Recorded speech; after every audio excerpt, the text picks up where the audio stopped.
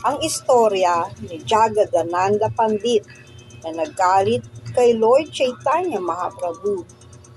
Pagkatapos pumunta si Jagadananda Pandit sa bahay ni Shivananda Sena kung saan siya kumuha ng mabangong langis na gawa sa sandalwood upang ipahid sa ulo ni Chaitanya Mahaprabhu. Pinuno niya ang isang banga ng langis at dinala ito pabalik sa puri, kung saan ibinigay niya ito kay Govinda, ang lingkod ng Panginoon. Pagkatapos, sinabi ni Govinda kay Mahaprabhu, si Jagadananda Pandit ay nagdala ng mabangong sandalwood oil mula sa Gauda Desha.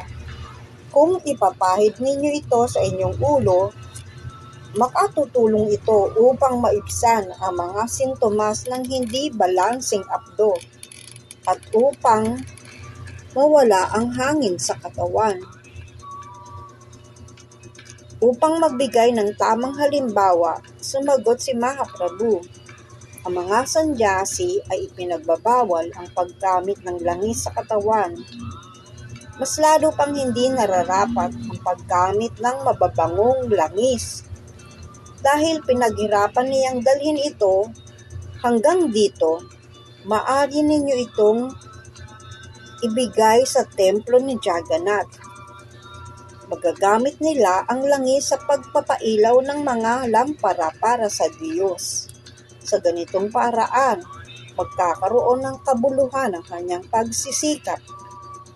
Ipinarating ni Govinda kay Jagadananda ang naging pasya ni Mahaprabhu. Dahil dito, nagtampo si Jagadananda at tumigil sa pakikipag-usap.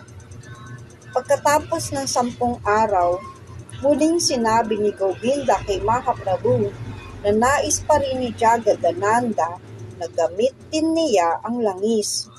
Dahil dito, naggalit si Mahaprabhu. Upang magturo ng aral sa lahat ay nagsabi, bakit hindi na lamang tayo kumuha ng isang tagamasahe upang ako'y imasahe? Tiyak na matutuwa kayong lahat na makita ang aking pagbagsak. Habang ako'y naglalakad sa daan, maaamoy ng mga tao ang aking pabango at sasabihin, ayan na ang mongheng mahilig sa babae. Chaitanya Charitamrita 3:12 112 hanggang 114. Napatulala si Govinda sa matinding pananalita ni Chaitanya Mahaprabhu. Kinabukasan, pumunta si Jagadananda Pandit kay Mahaprabhu at muli siyang sinabihan, ang isang sannyasi ay hindi dapat gumamit ng mababangong langis. Ang pinakamabuting gawin ay ihandog ito kay Jagannath para sa kanyang paglilingkod. Nagalit si Jagadananda at buong pagmamalaking sinabi, sino ang nagsabi sa inyo na dinala ko ang langis na ito mula sa Gauda? Hindi iyon totoo. Pagkatapos, ibinagsak niya ang banga sa bakuran at ito'y nabasag. Pagkaraan, pumunta siya sa kanyang silid. Ikinandado ang pinto at humiga. Matapos siyang mag-ayuno ng 3 araw, mismong si Mahaprabhu ang pumunta upang payapain.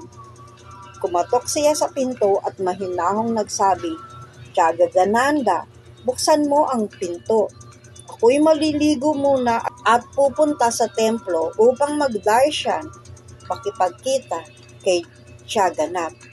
Pagbalik ko, kakainin ko ang anumang pagkain na inihanda mo para sa akin, kaya magsimula ka ng magluto.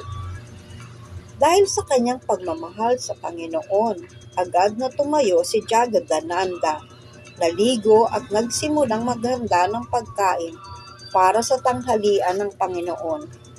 Matapos isagawa ni Mahaprabhu ang kanyang mga ritual sa tanghali, siya ay bumalik.